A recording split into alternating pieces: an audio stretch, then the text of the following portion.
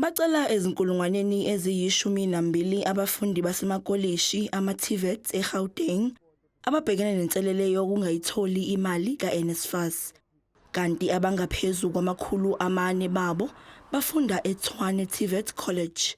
Bathi lokhu kungukunyathelwa kwamalungelo abo. Students are busy being evicted from residences because they are not paying, they are not eating, they are failing to get to classes. And this is a fundamental violation of their rights as students and as humans. Kunzima, into esikwazi ukuyithenga nje yimpuphu kuphela ukuze sikwazi ukuphila inyanga iziphele. Labafundi bathi uhlelo olusha olusetshenziswa yi-NSFAS yilona oluholele ekutheni kube nezinselele. Our issues are with NSFAS. So if there are going to be conversation, then we must speak about conversations of NSFAS, not conversations with the institution.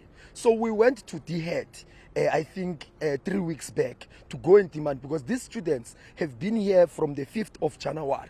They haven't received any allowance.